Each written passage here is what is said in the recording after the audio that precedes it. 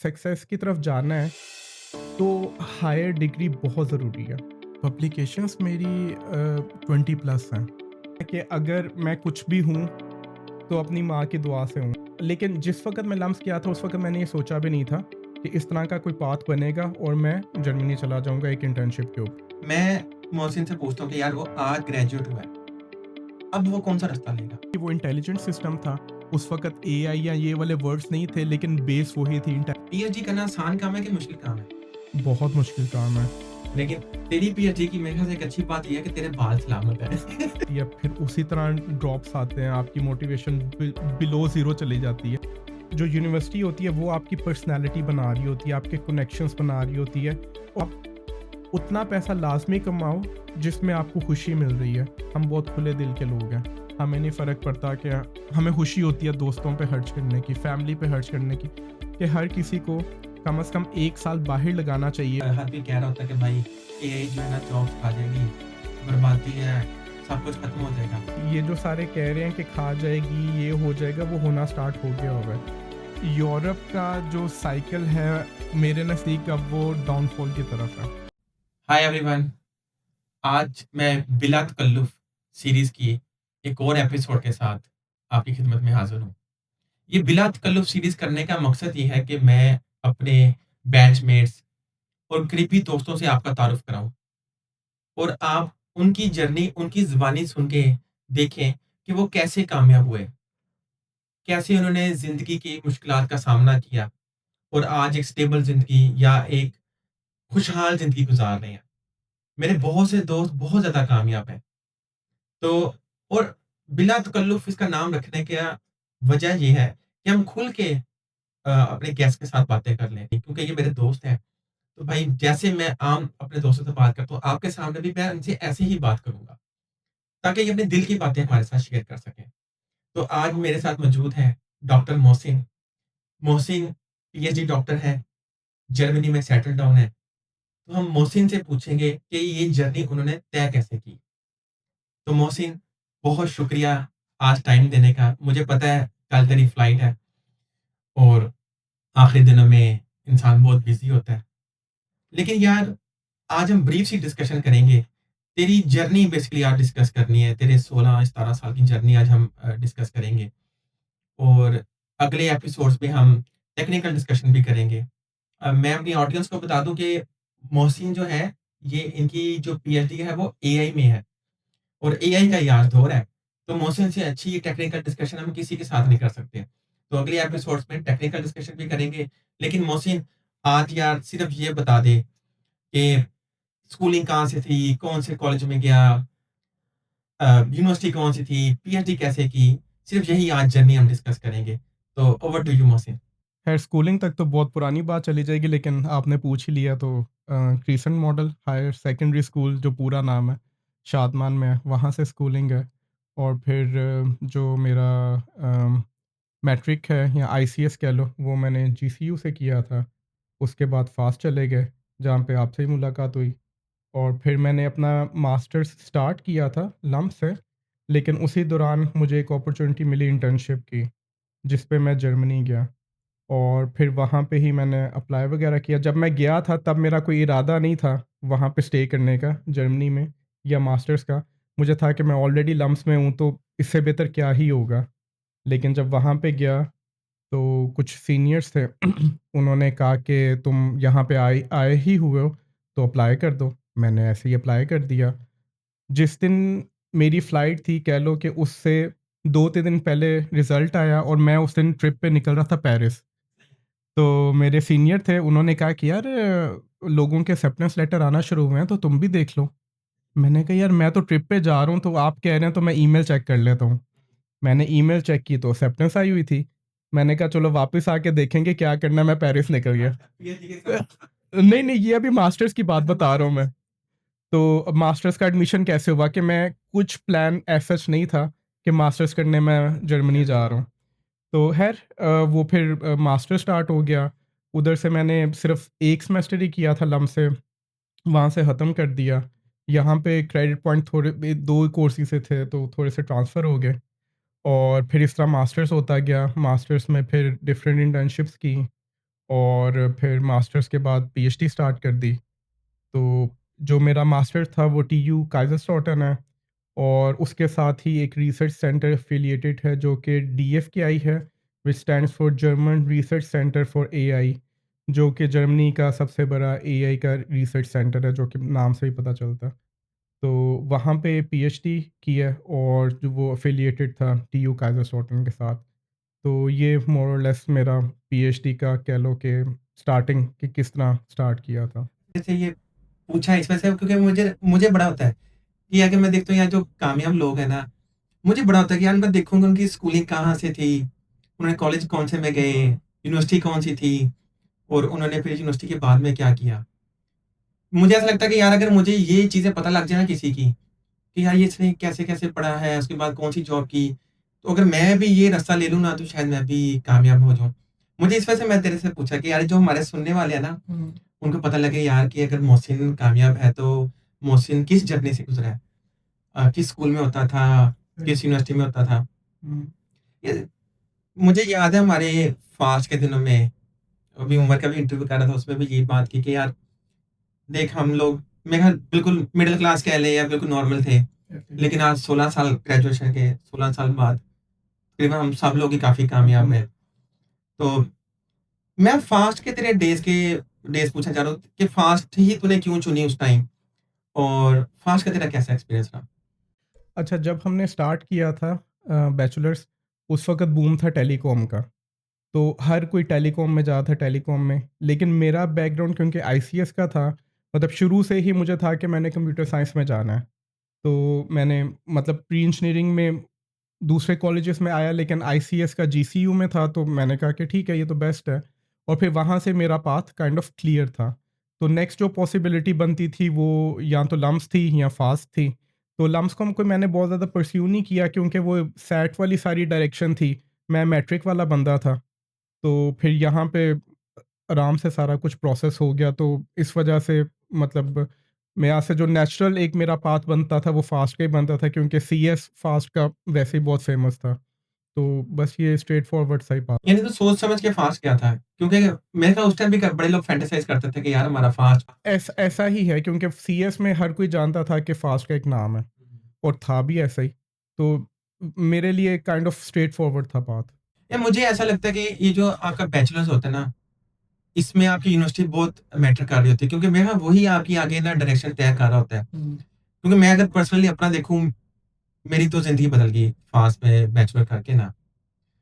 तो तुझे ऐसा फ़ील होता था जब मतलब जब यूनिवर्सिटी में था उससे तो कोई तेरी पर्सनैलिटी में चेंज आई? पूछना मैं ये चाह रहा हूँ कि यूनिवर्सिटी मैटर करती है? स्पेशली बैचलर्स के लिए? अच्छा, इसके 2 मेरे यहाँ से पर्सपेक्टिव हैं। एक तो मतलब आजकल जो एआई वाली चीज़ें आ गई हैं, उस पर्सपेक्टिव में भी हम बात कर सकते हैं कि यूनिवर्सिटी मैटर करती है या नहीं, या एक जनरल ही यूनिवर्सिटी की हम पहले बात कर लेते हैं। तो मेरे ख़्याल से तो बहुत ज़्यादा मैटर करती है और ये मेरा शुरू से ही मानना है कि मतलब जो यूनिवर्सिटी होती है वो आपकी पर्सनैलिटी बना रही होती है, आपके कनेक्शंस बना रही होती है और जो जिस तरह कहा जाता है कि जिस तरह का एनवायरनमेंट होता है आप भी उसी तरह के ही हो जाते हो। और ये हम सबको पता है कि फ़ास्ट में बहुत ज़्यादा रिस्ट्रिक्शंस थी, जीपीए लेना कितना मुश्किल था।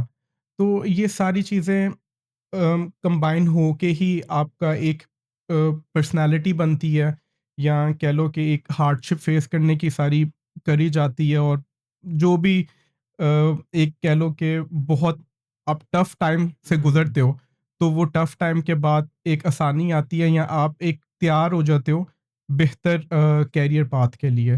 तो मेरा तो ऐसा ही मानना है कि हाँ, बहुत ज़्यादा मैटर करता है अच्छा इंस्टीट्यूट। ऐसे ही। मैं भी बच्चों को ना अक्सर ये एडवाइस दे रहा होता हूँ कि यार आपकी जो बैचलर जहाँ से कर रहे हो ना, वो बहुत अच्छी यूनिवर्सिटी होनी चाहिए। आप वेट कर लो उस यूनिवर्सिटी में एडमिशन का, लेकिन आप अच्छी यूनिवर्सिटी में जाओ क्योंकि वही आपके ना आगे तय कर देगा कि आप तरक्की करोगे कि नहीं करोगे। I totally agree, 100%। सही है, ठीक है, तेरा बैचलर्स हो गया। उसके बाद तूने क्या किया? बैचलर्स के बाद जिस तरह मैंने पहले ही बात की कि मास्टर स्टार्ट किया, लेकिन बैचलर्स के फ़ौरन बाद जिस तरह का एक ट्रेंड था कि और ऑब्वियसली एक फाइनेंशियल ज़रूरत भी थी, हम सब ही चले गए जॉब की तरफ। तो मैंने भी जॉब अपनी स्टार्ट की, फर्स्ट जॉब वही नेटसोल में थी और पाकिस्तान में मेरी पहली और आखिरी जॉब वही थी।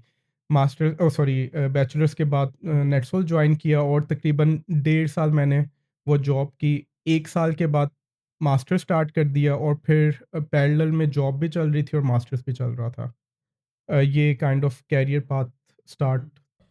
मास्टर्स का ख्याल तेरे ज़हन में क्यों आया? मुझे जो याद है हमारे बैच में कम लोगों ने शायद मास्टर्स की तरफ गए थे।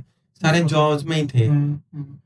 यार टू बी ऑनेस्ट एक मेरी वालदा की बहुत बड़ी ख्वाहिश थी कि मास्टर्स करना है।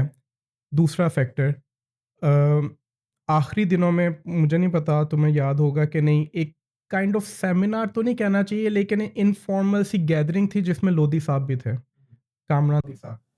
सही है। Doctor doctor Lodhi. Sorry doctor Lodhi. Doctor Fakhar Lodhi. Sorry Kamran उनका बेटा है। हाँ। सॉरी डॉक्टर फखर लोधी थे, जिस पे उन्होंने ये बात की थी कि अगर आपने सक्सेस की तरफ जाना है तो हायर डिग्री बहुत ज़रूरी है। ये उस वक़्त उन्होंने बात की थी जब हमारा बैचलर्स ख़त्म हो रहा था। तो कह सकते हैं कि ये भी एक बात मेरे ज़हन में बैठ गई थी, प्लस मेरी वालदा की भी ख्वाहिश थी, या अगर आप कह लो कि कोई मेरी पर्सनल बहुत ज़्यादा अर्ज थी, तो इस तरह का कुछ नहीं था। तो मुझे था कि अच्छा चलो कोई नुकसान नहीं है। हो सकता है कि इन फ्यूचर 2-3 साल बाद जाके कोई फ़ायदा हो। लेकिन अगर उस वक़्त के पर्सपेक्टिव से देखें तो मुझे नहीं लगता कि मास्टर्स का कोई ख़ास फ़ायदा था। स्पेशली जब आपने पाकिस्तान में ही रहते हुए मास्टर्स करना है, और मुझे लगता है कि अभी भी ये बात ट्रू है। मुझे भी ऐसा लगता है कि अ, अगर आपको प्रोफ़ेशनल करियर में अगर आपने जाना है, उसमें मास्टर्स का कोई किरदार नहीं होता है। नहीं, मुझे नहीं लगता कि मैंने पाकिस्तान में रहते हुए मास्टर्स में कोई इस तरह की चीज़ सीखी थी, जिसका कोई बहुत ज़्यादा फ़ायदा हो। लेकिन हाँ, ये फ़ायदा ज़रूर हुआ था कि कुछ एडवांस कोर्सेज़ की तरफ इंट्रोडक्शन हो गया था, जो कि बैचलर्स में हमें एटलीस्ट फ़ास्ट में नहीं पढ़ाए गए थे। लेकिन अगर वही बैचलर्स मैंने लम्स में किया होता, फॉर एग्ज़ाम्पल, तो फिर मेरा एक्सपोज़र कोर्सेज़ की तरफ डिफरेंट होता। फॉर एग्ज़ाम्पल कंप्यूटर विज़न मैंने मास्टर्स में पढ़ना स्टार्ट किया, लेकिन बैचलर्स में फ़ास्ट में इस तरह का कोई कोर्स हमने उस वक़्त नहीं पढ़ा था। हो सकता है थोड़ा टाइम का भी फ़र्क हो, क्योंकि मैं बैचलर्स के 1.5 साल बाद जाके मास्टर स्टार्ट किया था या 1 साल के बाद। बट स्टिल मेरे ख़्याल से अगर आपने इंडस्ट्री में रहना है तो कोई बहुत बड़ा इम्पैक्ट नहीं आता हाँ, कोर्स इन का। कोर्सेज़ का हमारी प्रोफ़ेशनल लाइफ़ में तो कोई नहीं, अगर आप सॉफ्टवेयर इंजीनियर हो, कोई इम्पैक्ट ही नहीं आ रहा। और स्पेशली आजकल की अगर आप बात कर लो तो बिल्कुल ही नहीं है ना। उस वक़्त फिर भी कह लो कि आपका थोड़ा-सा एक्सपोज़र टुवर्ड्स कोर्सेज़ या डायरेक्शन बढ़ जाता था, लेकिन अब तो ये तूने एक ये बात की कि मास्टर्स, तेरी वालिदा की भी ख्वाहिश थी कि तू मास्टर्स करे। तुझे नहीं लगता कि पेरेंट्स को वैसे पता नहीं होता कि बच्चे को किस तरफ, स्पेशली एजुकेशन केस में, मुझे कई जितने भी वालिदाओं को देख ले, वो बेचारी सादा है। उनको बस कोई पता होता है कि ये जी मास्टर्स करना है, पीएचडी करना है। तो तेरा में ख्याल में उनकी उनकी इस ख्वाहिश को या उनकी इस ओपिनियन को वेटेज देनी चाहिए? थोड़ा सा डिफिकल्ट सवाल है। हुँ, उनकी वेटेज है उनकी बात की? अगेन ये मेरे यहाँ से ना थोड़ा-सा अ, फिलोसॉफ़िकल डिस्कशन हो जाएगी, लेकिन मेबी कोई हर किसी के अपने बिलीफ़ की बात है, ठीक है? मुझे ऐसा लगता है कि अगर मैं कुछ भी हूँ, तो अपनी माँ की दुआ से हूँ या उनकी कोशिश की वजह से हूँ। क्योंकि एक वो काइंड ऑफ होप देती थीं या उनकी जो ख्वाहिश थी, वो मेरा काइंड ऑफ विज़न या गोल बन जाता था। ये सही है या गलत है, ये अलग डिबेट है। अगर प्रैक्टिकली देखें तो हाँ, कोई ज़्यादा सेंस नहीं बनती इसकी, या कोई बहुत ज़्यादा वेटेज देने की शायद ज़रूरत भी नहीं है। लेकिन शायद हमारे मुआशरे में एक या हमारे दीन में एक मुकाम दिया गया है माँ को, जिसकी वजह से हमें ये सिखाया भी गया है और हम इसको परस्यू भी करते हैं रिलीजियसली, कि जो माँ ने कह दिया वो बहुत ज़रूरी है, और टू बी ऑनेस्ट मुझे फ़ायदा ही हुआ। हाँ, तेरी बात ठीक है। हम जब पेरेंट्स की बात मान रहे होते हैं, अल्टीमेटली फ़ायदा ही हो रहा होता है। अगर हमारे माशरे में देखें, क्योंकि वो हमारा गोल बन जाता है या हमें वो मोटिवेशन मिल। मोटिवेशन बेसिकली हम कह सकते हैं। हो सकता है बट स्टिल बहुत ग्रे एरियाज़ हैं कि होना चाहिए या नहीं होना चाहिए, या हमें रिलीजियसली उसको करना चाहिए कि नहीं। लेकिन हाँ, अब टाइम बहुत ज़्यादा फ़र्क पड़ गया, लेकिन जिस वक़्त हम थे, मेरे यहाँ से बहुत ज़्यादा मैटर करता था, और मतलब मेरे लिए अभी भी बहुत ज़्यादा मैटर करता है, जो मेरी माँ ने कह दिया। नहीं, सही है। अच्छा तूने 1 साल जॉब की, साथ ही तूने फिर मास्टर्स स्टार्ट कर दिया। लम्स जाने की क्या वजह थी? लम्स ही क्यों करना है गया? बाकी यूनिवर्सिटी तो थी। फास्ट के बाद जो नेचुरल पाथ बनता है वो लम्स ही है। फास्ट के बाद आपने और कहाँ जाना है?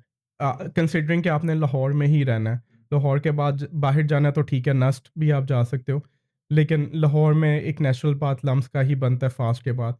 एक तो यही रीज़न थी, और दूसरी जो रीज़न मैंने पहले दिया है कि मेरी माँ की अगेन ख्वाहिश थी कि चलो फास्ट से तुमने कर लिया बैचलर्स, तो अब लम्स से तुम मास्टर्स कर लो, और उनकी इन पैरेलल ये भी बहुत बड़ी ख्वाहिश थी कि तुम बाहर जाओ। और मुझे नहीं पता ये बात करनी चाहिए कि नहीं, क्योंकि हम इनफॉर्मल सिटिंग में बैठे हुए हैं, तो मैं ये बात कर सकता हूँ कि जिस तरह पहले भी होता था कि ख़ानदान में बहुत ज़्यादा लोग कोई एजुकेटेड नहीं होते थे। कोई एक आधा पढ़ गया, बहुत अच्छा पढ़ गया। तो मेरे मामू जो हैं, उन्होंने कह लो कि आज से 30 साल पहले या जो भी टाइम बनता है, यूके से एमबीए किया था। तो वो एक ना बहुत बड़ी हाइप थी। वो तो बहुत बड़ी बात है कि भाई 30 साल पहले यूके से यूके से एमबीए किया। तो मेरी माँ को वो भी चीज़ बहुत ज़्यादा फैंटेसाइज़ करती थी कि मेरा बेटा भी बहुत अच्छी एजुकेशन ले किसी बाहर अच्छी यूनिवर्सिटी से।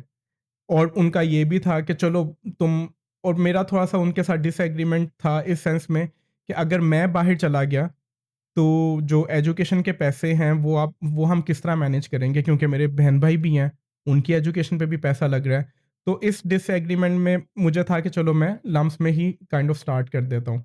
लेकिन फिर बाद में हालात इस तरह के बन गए कि मैं बाहर चला गया इंटर्नशिप पे, और वहाँ पे फिर एजुकेशन फ्री है, तो इस तरह कोई फाइनेंशियल बर्डन नहीं बना मैं अपने पेरेंट्स के ऊपर। तो इस वजह से जो आपने सवाल किया, तो लम्स का एक नेचुरल पाथ बनता था, और मेरी माँ की भी ख्वाहिश थी कि तुम लम्स से करो। तो तूने लम्स में कितना टाइम गुज़ारा और तू फिर जर्मनी कैसे पहुँचा? उसका ये था कि मैंने तकरीबन पहला सेमेस्टर तो मैंने फुल कोर्सेज़ के साथ ही उठाया। उसके बाद उससे जो अगला सेमेस्टर था, उसमें बेसिकली फर्स्ट सेमेस्टर में जिस तरह मैंने बताया कि कंप्यूटर विज़न का मैंने कोर्स पढ़ा, और उसका एक प्रोजेक्ट था, वो थोड़ा-सा मेरा इंटरेस्ट भी बन गया, और मैंने उसमें शायद काम भी थोड़ा अच्छा किया था। तो मेरे जो सुपरवाइज़र थे डॉक्टर शुएब अहमद, उनको वो प्रोजेक्ट अच्छा लगा, और उस वक़्त उनके पास एक अपॉर्च्युनिटी थी इंटर्नशिप की जर्मनी के अंदर, जो कि डार्ट की एक्सचेंज प्रोग्राम के ऊपर थी। तो उस वक़्त उन्होंने मेरे से पूछा कि ये अपॉर्च्युनिटी है, तुम अवेल करना चाहते हो? मैंने कहा क्यों नहीं? और फिर उसके ऊपर मैं जर्मनी गया था। 3 महीने के एक्सचेंज प्रोग्राम में बेसिकली किया था। प्रोग्राम का जो डार्ट का होता अच्छा ये बता अच्छा जब ये 11th में तूने मास्टर्स में एडमिशन लिया, ये बेसिकली मैं अपने सुनने वालों के लिए तेरे से ये पूछ रहा हूँ। अक्सर लोग यही करते हैं कि उस टाइम तू जॉब कर रहा था। मैं जॉब कर रहा था, फुल टाइम जॉब कर रहा था। तुझे डिफिकल्टी नहीं आई जॉब भी करनी, साथ मास्टर्स की क्लासेस लेनी? बहुत डिफ़िकल्टी आई। मैं मतलब बहुत ज़्यादा दिन इस तरह के थे कि मैं पूरी रात लम्स में होता था। असाइनमेंट्स पे काम कर रहा हूँ, प्रोजेक्ट पे काम कर रहा हूँ, और 1-2 घंटे वहाँ पे ही सो के लैब में या जिस तरह भी है, फिर सुबह मैं टाइम पे ऑफ़िस जाता था। और एग्ज़ाम्स के दौरान मुझे अच्छी तरह याद है, मैं पूरा हफ़्ता घर नहीं गया था, लाहौर में होते हुए, और कंसिडरिंग के लम्स और नेटसोल बहुत पास-पास है, मैं पूरा 1 हफ़्ता घर नहीं गया था। सिर्फ़ एक दफ़ा शायद गया होऊँगा, वो भी चेंज करने के लिए और थोड़ा-सा फ्रेश वगैरह होने के लिए, दैट्स इट। तो ये तेरा तुझे क्या लगता है ये तेरा डिसीजन ठीक था? मैं तो अभी भी बहुत एन्जॉय करता हूँ वो टाइम सोच के, और मेरे ख़्याल से बिल्कुल ठीक था, क्योंकि अगेन अगर आप दु इस वक़्त बैठ के पीछे की तरफ सोचो, तो फिर बहुत ज़्यादा डॉट्स कनेक्ट होते हैं। तो मुझे लगता है कि अगर मैं लम्स ना जाता, तो शायद मैं जर्मनी भी ना जाता। तो शायद एक वो बहाना ही बना कि मैं लम्स गया हूँ, और फिर उससे आगे मुझे एक अपॉर्च्युनिटी मिली है, तो मैं जर्मनी चला गया हूँ। तो लेकिन जिस वक़्त मैं लम्स गया था, उस वक़्त मैंने ये सोचा भी नहीं था कि इस तरह का कोई पाथ बनेगा और मैं जर्मनी चला जाऊँगा एक इंटर्नशिप के ऊपर। जिस वक़्त मैंने स्टार्ट किया मास्टर्स, उस वक़्त मैं सिर्फ़ मास्टर्स करना चाहता था, अच्छी जगह से करना चाहता था, और मैं एन्जॉय कर रहा था वो चीज़ कि मैं पूरा हफ़्ता फुल टाइम मतलब जागा हुआ हूँ, सो नहीं रहा, काम कर रहा हूँ, जॉब भी कर रहा हूँ, और पढ़ाई भी कर रहा हूँ। तो मैंने उस टाइम भी बहुत एन्जॉय किया था, और अब भी मुझे सोच के खुशी होती है कि मैंने ये टाइम फेस किया था। तो तू बच्चों को क्या एडवाइस करता है अभी जो फ्रेश ग्रेजुएट हो रहे हैं? वो ये तेरे वाला काम करें कि जॉब भी फुल टाइम चलाएँ, साथ मास्टर्स भी करें, या अ, वो पहले जॉब कर लें 3-4 साल, उसके बाद फिर फुल टाइम मास्टर्स को दें? तेरी क्या सजेशन है इस बारे में? मेरे ख़्याल से तो अगर 3 साल वो जॉब करेंगे तो फिर मास्टर्स करना हाँ, पॉसिबल है, लेकिन बहुत मुश्किल है। उसके अंदर बहुत ज़्यादा कंस्ट्रेंट्स आ जाते हैं। आपकी शादी होनी होती है, आपकी फैमिली ग्रो कर रही होती है। दूसरा ये कि जब आप एक जगह पे एनवायरनमेंट में सेट हो जाते हो, तो उसको थोड़ा-सा चेंज करने में जितना ज़्यादा आप उसके अंदर जाते-जाते हो, उतना उससे बाहर निकलना या उसको चेंज करना मुश्किल होता जाता है। और सबसे बड़ा फैक्टर ये है कि रिस्पॉन्सिबिलिटीज़ आपके ऊपर ज़्यादा होती जाती हैं। तो मुझे लगता है कि अगर आपने मास्टर्स करना है, तो फ़ौरन कर लो या तो 1 साल के बाद स्टार्ट कर लो जिस तरह मैंने किया था। तो मुझे तो ये लगता है कि ये आइडियल है। वरना एक और फैक्टर भी है कि जब आप गैप आ जाता है एजुकेशन में, तो आपका माइंड भी अगेन जिस तरह हमने पहले भी बात की कि आप मास्टर्स करके कोई बहुत ज़्यादा फ़ायदा आपको नहीं हो रहा आपके करियर में, तो वो चीज़ आपको ज़्यादा रियलाइज़ होना शुरू हो जाती है जितना आप टाइम मार्केट में या इंडस्ट्री में स्पेंड करना शुरू हो जाते हो। तो अगर आपका एक गोल है कि आपने मास्टर्स करना है, एक अच्छी डिग्री लेनी है, तो मेरे ख़्याल से जितना जल्दी कर लो उतना बेहतर है। यार बच्चों को ये समझा, हमारे देखने वालों को कि पैसों में कोई फ़ायदा होता है मास्टर्स करने से कि नहीं होता? करना चाहिए, नहीं करना चाहिए? अगर पैसे बढ़ाने हैं मास्टर्स करके तो फिर क्या अप्रोच ली जाए? क्योंकि देख मेरा असल में जो फ़ोकस है ना, ख़ैर तू शायद डिसएग्री करे, मैं लोगों को ये सजेशन दे रहा था यार पैसा कमाने पे फ़ोकस करो। ख़ैर इसको भी हम आगे चल के भी डिस्कस करेंगे। तो कोई मास्टर्स करके कोई आपकी सैलरी पे कोई फ़र्क पड़ता है? I don't think so. Straight forward जवाब है। मुझे नहीं लगता कि आपने सिर्फ़ मास्टर्स किया है, तो आपकी सैलरी ज़्यादा हो जाएगी। हाँ, अगर आपका एक्सपीरियंस ज़्यादा हो गया, तो फिर आपकी सैलरी ज़्यादा होगी डेफ़िनेटली। लेकिन मुझे इस तरह लगता है कि 5 साल बाद फॉर एग्ज़ाम्पल आज आपने बैचलर्स किया और 5 साल बाद अगर एक बंदे का एक्सपीरियंस भी उतना ही है जितना आपका है, प्लस उसके पास मास्टर्स डिग्री है, तो मेबी मास्टर्स डिग्री वाले को थोड़ा-सा ज़्यादा वेटेज दिया जाए। अदरवाइज़ अगर आप सिर्फ़ फाइनेंशियल टर्म में बात करो और सैलरी की बात करो, तो मुझे नहीं लगता है कि कोई भी असर पड़ता है आपके मास्टर्स का। सही है। अच्छा, हम थे तेरे मास्टर्स पे, अभी तूने 2 1 सेमेस्टर कर लिया था, 2 एक 1 किया सेमेस्टर। था, तू फिर इंटर्नशिप पे जर्मनी चला गया। अच्छा, जर्मनी की अपनी जर्नी बता थोड़ी-सी, अब तू पहुँच गया जर्मनी, वहाँ पे तूने क्या-क्या किया? वहाँ पे मास्टर स्टार्ट किया और जर्मनी का masters is like doing your bachelors again, ठीक है? क्योंकि यहाँ पे हमारे पास कितने क्रेडिट पॉइंट होते हैं? ऑलमोस्ट 130 होते हैं। मेरा ख़्याल है कि तकरीबन 130 क्रेडिट पॉइंट्स होती है 4 सालों में जो हमने करने होते हैं। जर्मनी में मास्टर्स आपने करना है, जो मिनिमम टाइम है वो है 2 साल और क्रेडिट पॉइंट्स कितने हैं? 120।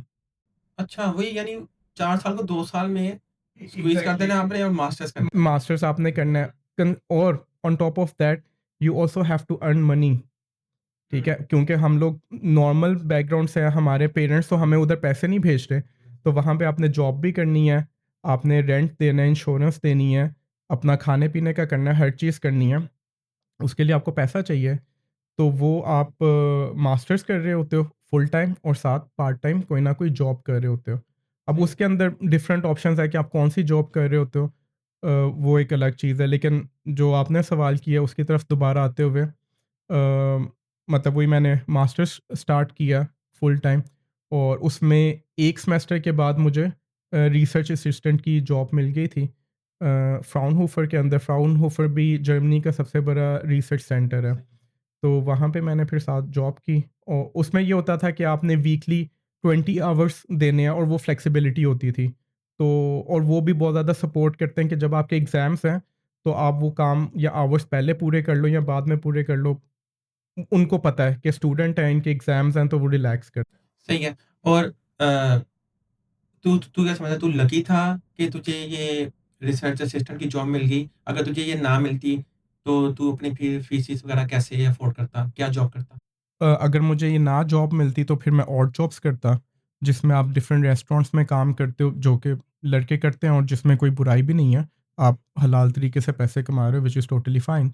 लेकिन बहुत ज़्यादा लोग हैं, स्पेशली पाकिस्तान, इंडिया से, जो कि क्योंकि उनका एक्सपीरियंस होता है जिस तरह मैंने इंडस्ट्री में 1.5 साल काम किया था, तो वहाँ पे रिसर्च असिस्टेंट की या नॉर्मल भी पार्ट टाइम जॉब लेने में उसने बहुत ज़्यादा हेल्प की थी मेरी सीवी के अंदर कि हाँ, इस बंदे ने ऑलरेडी इंडस्ट्री में 1.5 साल काम किया हुआ है। तो दोनों पॉसिबिलिटीज़ होती हैं। अब ये हर किसी के अपने ऊपर है कि वो किस तरफ ज़्यादा ध्यान देता है। तो अल्हम्दुलिल्लाह मुझे प्रॉपर व्हाइट कॉलर जॉब मिली थी और बहुत ज़्यादा लोग करते हैं और बहुत ज़्यादा लोग ऑड जॉब्स भी करते हैं। तो ये हर किसी का बैकग्राउंड फ़र्क है, हर किसी का की अप्रोच फ़र्क है। तो दोनों पॉसिबिलिटी हैं और दोनों मिल जा अच्छा यार, एक और सवाल मेरे ज़हन में आ रहा है कि कई लड़के बैचलर्स के बाद अप्लाई करना शुरू कर देते हैं कि यार हम जर्मनी चले जाएँ। मैं काफ़ी अवाम जाती है जर्मनी। लेकिन हर किसी का गोल वहाँ पे मास्टर्स करना नहीं होता। उनका होता है यार हम किसी तरह जर्मनी पहुँच जाएँ और हम कोई और जॉब्स कर लें या हम कुछ कर लें। मैं तेरे से पूछना ये चाह रहा हूँ, तेरी क्या सजेशन है कि लड़के अगर जर्मनी मास्टर्स करने जा रहे हैं तो वो अपने मास्टर्स पे फ़ोकस करें? क्या ये ठीक बात है कि वो और जॉब्स कर लें, अपनी पढ़ाई पे फ़ोकस ना करें? लॉन्ग टर्म में कौन-सा पाथ ज़्यादा बेहतर रहेगा? अच्छा, पहले ये चीज़ पॉसिबल नहीं थी। पहले जिस टाइम पे हम गए थे या कह लो कि 5-6 साल पहले तक, अगर आप एज़ अ स्टूडेंट गए हो, तो फिर डिग्री किए बगैर आप अपना वीज़ा स्टेटस चेंज नहीं करवा सकते। तो उस वक़्त डिग्री कंप्लीट करना लाज़मी होती थी, लेकिन अब ऐसा नहीं है। अब बहुत ज़्यादा लोग जाते हैं वहाँ पे, एज़ अ स्टूडेंट जाते हैं, उनको अच्छी जॉब मिल जाती है और वो जॉब पे शिफ्ट कर जाते हैं। अगर तो मेरे ख़्याल से अगर आपका जाने का गोल ही ये था कि आपने मास्टर्स नहीं करना, आपने सिर्फ़ एक पाथ ढूँढा था, तो ठीक है। लेकिन अगर आप मास्टर्स करने के हो और उसमें आपको बहुत अच्छी अपॉर्च्युनिटी मिल गई है, तो मैं अब वहाँ पे भी स्टूडेंट्स को यही सजेस्ट करता हूँ कि वो अपॉर्च्युनिटी आपको बाद में भी मिल जाएगी। आप जिस गोल के साथ आए हो, पहले वो गोल अपना अचीव करो, मास्टर्स करो और हाँ, वहाँ पे जर्मनी में इस चीज़ की वेटेज है कि आपने उनके सिस्टम में या उनके सिस्टम से पहले आपने एक डिग्री ली है और फिर आप जॉब में आ रहे हो, तो आप बेहतर इंटीग्रेट हो जाते हो उस सिस्टम के अंदर और वो चाहते भी यही हैं। क्योंकि उनको एक प्रोडक्ट मिलती है, पाकिस्तान, इंडिया, बांग्लादेश जहाँ से भी, वो उनके सिस्टम में आती है, उसको पॉलिश करते हैं इन टर्म्स ऑफ मास्टर्स। जब वो प्रोडक्ट पॉलिश हो जाती है, तो उसको डायरेक्ट ले आते हैं अपनी इंडस्ट्री के अंदर। ये वो यही चाहते हैं और मेरे ख़्याल से हमारा भी इसके अंदर फ़ायदा है कि एक और दूसरा ये है कि यहाँ के मास्टर्स में और जर्मनी या बाहर के मास्टर्स में बहुत ज़्यादा फ़र्क है। जो वहाँ पे कोर्सेज़ आपको बताए जाते हैं, जो कोर्सेज़ की वैरायटी है, इट्स ह्यूज। अच्छा, तो वहाँ जब तू मास्टर्स कर रहा था, तो तेरे जो बैचमेट्स थे, वो भी मेरे ख्याल से डिफरेंट नेशनैलिटीज़ के होंगे। ये एज होता है आपको जब आप किसी बाहर के मुल्क जा रहे हो मास्टर्स करने या पीएचडी करने, आपके साथ हर तरह के लोग हैं। ये आपकी पर्सनैलिटी पे कितना असर डालते हैं? डेफ़िनेटली मैं तो हर किसी को सजेस्ट करता हूँ कि ज़िंदगी में एटलीस्ट 1 साल बाहर ज़रूर लगाओ। आपका आपका पर्सपेक्टिव ही बदल जाता है, आपका एक्सपोज़र बदल जाता है जब आप दूसरे लोगों से मिलते हो, डिफरेंट नेशनैलिटी से मिलते हो सॉरी, तो आपको पता चलता है कि बहुत ज़्यादा चीज़ें जो हमने अपने मुल्क में फॉर ग्रांटेड ली होती हैं, आपको उनका एहसास होता है बाहर जाके। तो डेफ़िनेटली आपकी पर्सनैलिटी में, आपकी थिंकिंग में, हर चीज़ में एक चेंज आता है। अब ये आपके ऊपर है कि वो चेंज पॉज़िटिव होगा या नेगेटिव होगा। जो आपकी बेस बनी होगी सारी ज़िंदगी में, वो डिफ़ाइन करेगी कि आप बाहर जाके पॉज़िटिव चेंज लेकर आते हो अपने अंदर या नेगेटिव चेंज लेकर आते हो। सही है। हाँ, मुझे भी यही लगता है कि यार पाकिस्तान में जब हम बैठे होते हैं ना, अ, जैसा मुझे लगता था कि यार मुझे सब कुछ आता है, मुझे पता है दुनिया का, क्योंकि मैं रिमोट जॉब्स कर रहा था। लेकिन जब मैं बाहर निकलना शुरू हुआ, जाके दुनिया देखी है, तब मुझे एहसास हुआ कि यार मैं तो कुएँ का मेंढक था। दुनिया तो बहुत बड़ी है, आपको बहुत कुछ सीखने का मिलता है लोगों से। बाहर जाके ज़्यादा आता है। डेफ़िनेटली लोगों के बिलीव्स, उनके रिलिजन, उनका फूड, उनका कल्चर, फिर आपकी फ्रेंडशिप्स बनती हैं डिफरेंट नेशनैलिटीज़ की। आप वहाँ पे जाते हो, वो आपको होस्ट करते हैं, आप उनको अपने मुल्क इनवाइट करते हो। तो आप हर एक बंदा अपने मुल्क का एम्बेसडर होता है। ये मेरी वालदा कहती हैं क्योंकि मेरा एक जापानीज़ फ्रेंड बना था और वो यहाँ पर आया था और लिटरली वो अपने पूरे कल्चर को रिप्रेज़ेंट कर रहा था और इसी तरह हम भी हैं। अब वो अलग डिबेट निकल जाती है कि हम अच्छा रिप्रेज़ेंट करते हैं या नेगेटिव और किस तरह का इंप्रेशन बना हुआ है पाकिस्तानियों का बाहर, हम उस तरफ नहीं जाते। लेकिन हाँ, हमें ये ज़रूर सोचना चाहिए कि हर बंदा अपने मुल्क का एम्बेसडर है और कोशिश यही करनी चाहिए कि पॉज़िटिव इमेज ही जाए। अच्छा, वैसे ये तूने अच्छी बात कर दी, खैर मैं बाद में डिस्कस करना चाह रहा था कि जो लड़के अभी जा रहे हैं जर्मनी या जो पहले भी आए होंगे, क्या काम वो ना करें? यानी जर्मन्स को पाकिस्तानियों का कौन-सा काम नापसंद है? ये स्टूडेंट तक स्पेसिफिक रखें या जेनेरिक कर दें? दोनों ही बता, ताकि मैं चाहता हूँ कि जो हमारे सुनने वाले हैं ना, उनमें से जब भी कोई जर्मनी जाए, तो वो ये हरकत ना करे। एक तो जो टाइम दिया गया है उस पे आना है आपने, ठीक है? अगर 10 बजे का मतलब 10 बजे है, ये नहीं है कि साढ़े 10 हो गए, सवा 10 हो गए, नहीं ऐसा नहीं है। बल्कि ये होता है कि आप जो अच्छी चीज़ है आप 1-2 मिनट पहले वहाँ पे पहुँचो, जो भी आपका मीटिंग पॉइंट है और पूरे टाइम पे आप नॉक करो और अपने जो भी आपकी मीटिंग है वो स्टार्ट करो। दूसरा ये है कि कमिटमेंट इज़ अ कमिटमेंट। आप कुछ ओवर कमिट ना करो और they are open to listen to you. आप रियलिस्टिक बात करो उनसे, आप ये ना कहो कि मैं ये भी कर लूँगा, मैं ये भी कर लूँगा, वो भी कर लूँगा। उनको भी पता है, जो बंदा आपसे काम करवा रहा है उसको पता है कि वो क्या काम करवा रहा है। तो आप आराम से अच्छे तरीके से रियलिस्टिक डेडलाइन बनाओ और वो अंडरस्टैंड करते हैं इस चीज़ को। वो उनको पता होता है कि अच्छा यार ये स्टूडेंट है, इसके ये मसले-मसाइल हैं, तो वो पूरा सपोर्ट करते हैं। तो मैं सिर्फ़ यही होगी एडवाइस कि don't try to deceive them, be punctual and be yourself. सही है। ले और जर्मन की वैसे परसेप्शन क्या है पाकिस्तानीज़ के बारे में? यार जितना मुझे आइडिया पॉज़िटिव ही है, मुझे कोई नेगेटिव फीडबैक नहीं मिली। ओवरऑल एटलीस्ट जिस एनवायरनमेंट में मैं रहा हूँ। तो ये और टू बी ऑनेस्ट ये क्रेडिट मेरे सीनियर्स को जाता है, जो वहाँ पे काम करके निकले हुए हैं। क्योंकि उन्होंने बहुत अच्छा काम किया है, तो हम जैसों के लिए या हमारे बाद आने वाले पाकिस्तानियों के लिए रास्ते आसान हुए हैं। अगर उन्होंने अच्छा काम ना किया होता या फॉर एग्ज़ाम्पल अब मैं वहाँ पे अपनी रिप्यूट खराब करूँ, तो मेरे जो बाद में आने वाले पाकिस्तानी होंगे, उनके लिए मसला बनेगा। तो ये एक चेन है, हर किसी को एक पॉज़िटिवली कंट्रीब्यूट करना पड़ेगा, तो ही अगले आने वालों के लिए आसानी होगी। और दूसरा ये भी है कि हमें एक-दूसरे को भी ज़्यादा सपोर्ट करना चाहिए। जैसे इंडियंस हैं, वो अपनी नेशनैलिटी को बहुत ज़्यादा सपोर्ट करते हैं। अगर एक बंदा बैठा हुआ है किसी डिपार्टमेंट में इंडियन, तो उसकी 110% कोशिश होगी कि दूसरा अगर उसने बंदा हायर करना है तो वो भी इंडियन ही हो। अनफॉर्चुनेटली पाकिस्तानियों का ये बिहेवियर नहीं है। हम लोग ज़्यादा लेग पुलिंग ही करते हैं। चलो इस पे मैं खैर बाद में आएँगे। अभी मैं ये जर्नी कंप्लीट करना चाह रहा हूँ, फिर इस पे हम आते हैं बाद में भी ना। अच्छा, मास्टर्स 2 साल का तूने कंप्लीट किया। मैंने 2.5 साल में कंप्लीट किया क्योंकि मैंने उसके अंदर 2 इंटर्नशिप्स की थी। तो अदरवाइज़ अगर मेरा कोर्स टाइम देखा जाए तो वो 2 साल का ही बनता है, लेकिन जो मेरा डिग्री का टाइम है वो 2.5 साल है क्योंकि मैं इंटर्नशिप्स। और ये मास्टर्स इंग्लिश में था बेसिकली, कोर्स आपका इंग्लिश में था। हाँ। अच्छा, वैसे एक छोटा-सा एक सवाल है कि कई लोग जर्मन में भी ले मेरे ख़्याल से ले लेते हैं। मास्टर्स जो है मोस्टली कंप्यूटर साइंस का आई वुड से कि वो 100% अब इंग्लिश में ही है।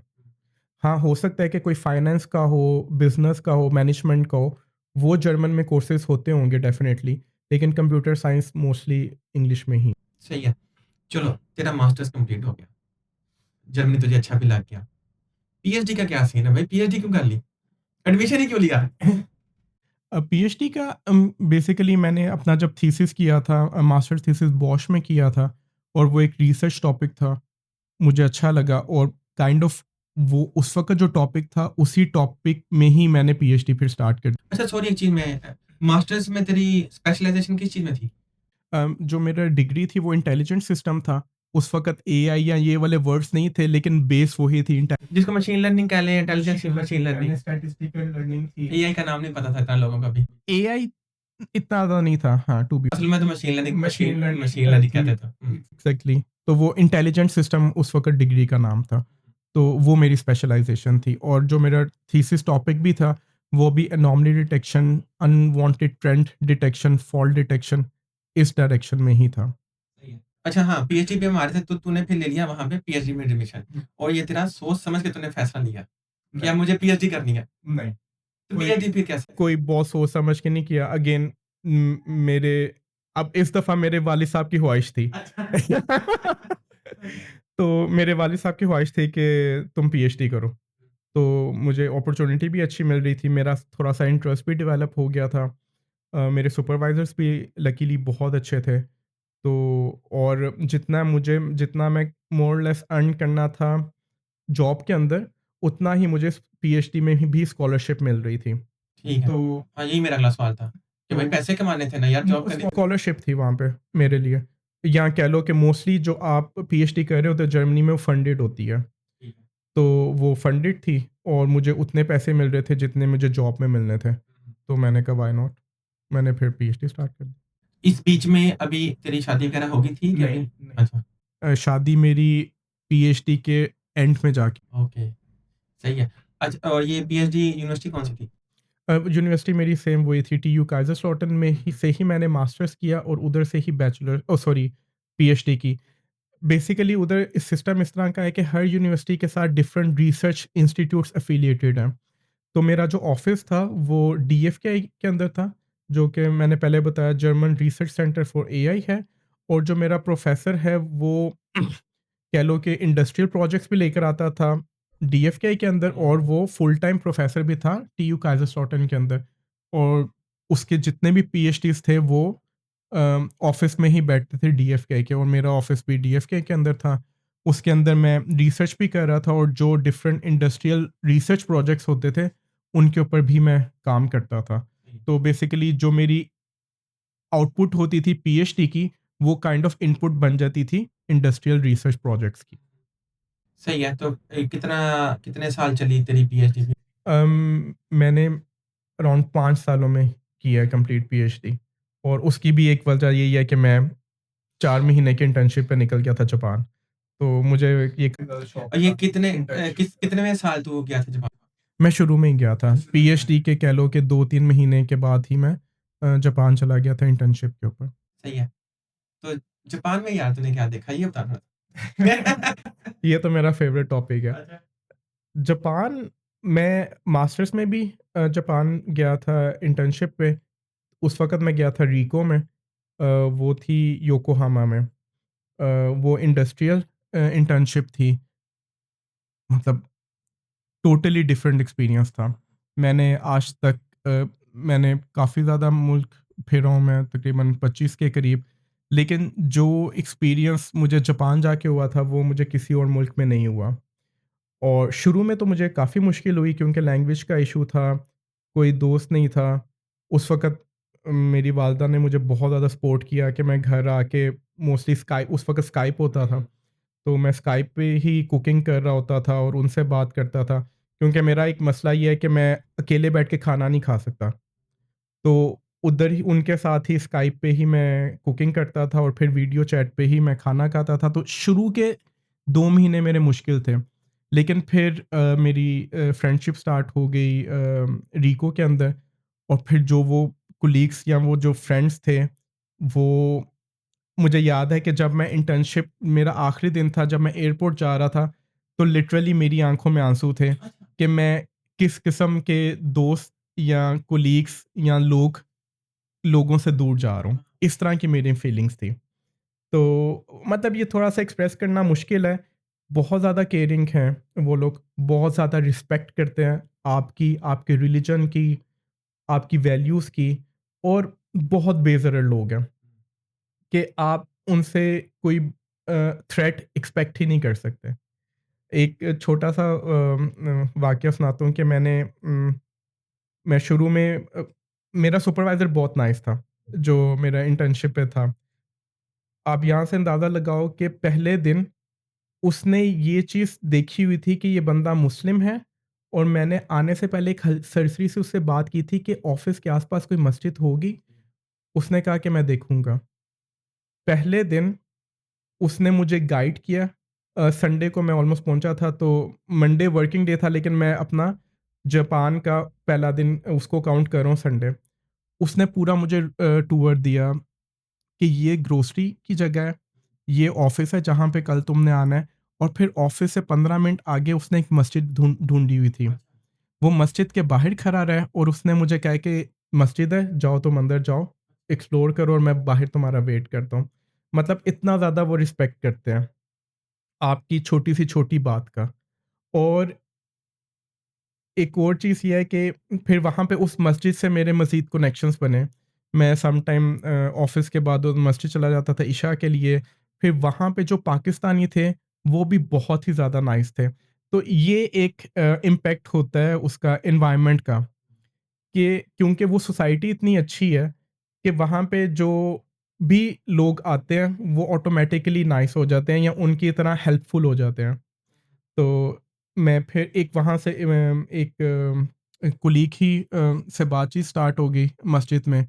तो इस तरह वो फिर मुझे किसी और फ्रेंड की तरफ ले गए डिनर पे। तो वहाँ पे मैंने उनसे पूछा कि अच्छा मैं ना साइकिल लेना चाहता हूँ रेंट पे, तो आप मुझे गाइड कर दें। उन्होंने कहा कि ये बाहर खड़ी हुई है, ले जाओ। मैंने कहा नहीं आपको चाहिए होगी, कहते हैं नहीं, नहीं ले जाओ। मैंने कहा अच्छा मैं इसका लॉक कहाँ से लूँगा? वो मेरी तरफ देखने लग गए। कहते हैं लॉक क्यों चाहिए? मैंने कहा साइकिल है, मैं अपने घर के बाहर खड़ी करूँगा, चोरी होगी तो अमानत है आपकी। उन्होंने कहा अगर ये चीज़ साइकिल चोरी होगी ना, मैं तुमसे कोई सवाल नहीं करूँगा। कहते हैं कि लॉक की जापान में कोई कॉन्सेप्ट ही नहीं है, ज़रूरत ही नहीं है। आई वाज़ शॉक्ड कि ये क्या बात कर रहे हैं। तो मैंने कहा ठीक है फिर आपकी रिस्पॉन्सिबिलिटी होगी अगर चोरी होगी। उन्होंने कहा हाँ मेरी रिस्पॉन्सिबिलिटी है। और लिटरली मैं उस इंटर्नशिप में 4 महीने वहाँ पे रहा हूँ। पहले 1-2 दिन मुझे टेंशन हुई कि साइकिल बाहर खड़ी हुई है या नहीं खड़ी हुई। लेकिन उसके बाद मुझे कोई टेंशन नहीं हुई। मैं ग्रोसरी करने भी उस पे ही जाता था। मैं कहीं पे भी जाता था साइकिल पे ही जाता था। बाहर खड़ी रहती थी। मैं पूरे दिन के बाद भी आता था तो साइकिल वहाँ पे ही होती थी। लॉक कभी भी नहीं की। तो ये छोटी-छोटी चीज़ें, लेकिन ये उस मुआशरे के बारे में बताती हैं कि वो कितने नाइस लोग हैं।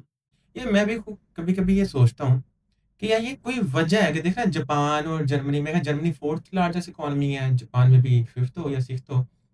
किसी वजह से ये दुनिया पे राज किया हो इन्होंने। खैर अब तो अमेरिकन इकोनॉमी, चाइनीज़ इकोनॉमी तो ऊपर आ गई है।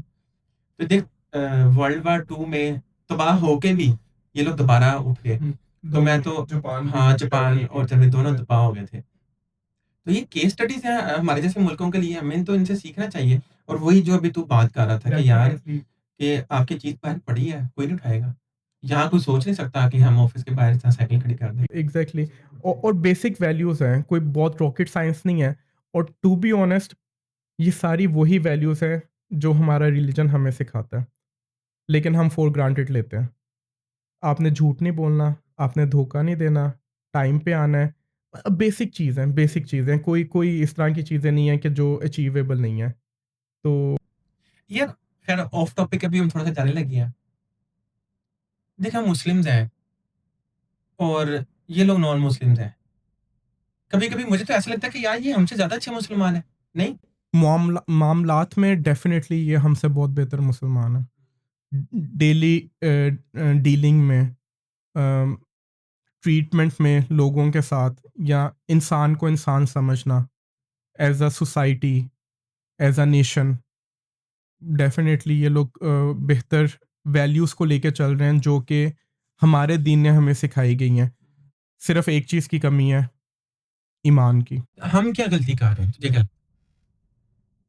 हम तो बराए नाम चल मैं कहता हूँ बराए नाम मुसलमान हैं, ठीक है। कोई एक गलती नहीं है, मतलब बेतहाशा है। मेरे ख़्याल से तो बेसिक चीज़ें ही अगर हम अपनी ठीक कर लें, जो मैंने ये अभी बात की है, जो कि मैंने ऑब्ज़र्व की हैं जापान के अंदर या दूसरे वेस्टर्न कंट्रीज़ के अंदर, be honest with each other, be realistic. आप धोखा ना दो दूसरों के साथ, आप दूसरों का बुरा ना चाहो। जर्मनी में जब हम ड्राइव कर रहे होते हैं, तो वहाँ पे एक बेसिक सा रूल है, पहले आप। मतलब ये कोई डिफाइंड रूल नहीं है, लेकिन ये मैंने ऑब्ज़र्व किया है। यहाँ पे क्या रूल है, पहले मैं। तो इसकी वजह से इतना chaos होता है, इतना ज़्यादा होता है कि मुसीबत पड़ी होती है ट्रैफ़िक में। वहाँ पे ऐसा नहीं है, वहाँ पे 1 मील की भी लाइन लगी हुई है ना, किसी ने साइड से नहीं आना। हर किसी ने आराम से वेट करना है। तो ये मतलब बेसिक सी चीज़ें हैं, कोई बहुत बड़ी चीज़ें नहीं हैं जो हम नहीं कर सकते, लेकिन हम नहीं करते। क्योंकि हम एज़ अ सोसाइटी नहीं सोच सकते, हम इंडिविजुअलिस्टिक। हाँ, मैं कभी-कभी सोचता हूँ कि यार इसका ना मज़हब से कोई लेना-देना नहीं है। ये हमारी एनवायरनमेंट है जो हमें ये काम करने पे मजबूर कर रहे हैं कि हम धोखा दे रहे हैं, हम लाइन तोड़ रहे हैं, हम सड़कों पे गाड़ी में हॉर्न पे हॉर्न दे रहे हैं। हम बात करते हैं इसको मज़हब से मेरा ख़्याल है इसको मज़हब से जोड़ना नहीं चाहिए, ओवरऑल हमारी सोसाइटी ही ऐसी है। नहीं और मतलब ये एक सोशल चीज़ है, इसका मज़हब से कोई ताल्लुक नहीं है। अगर हम मज़हब को देखें तो मज़हब में तो मज़हब तो कहता है कि ऐसा ना करो, दूसरे की रिस्पेक्ट करो, दूसरे को रास्ता दो, अनॉय ना करो दूसरे को। हम तो टोटली ऑपोज़िट हैं। और जो मज़हब का यहाँ से अगेन दूसरी तरफ डायरेक्शन में बात चली जाएगी। जो मज़हब का वर्ज़न हम फ़ॉलो कर रहे हैं वो वर्ज़न तो नहीं है जो कि ओरिजिनल वर्ज़न है।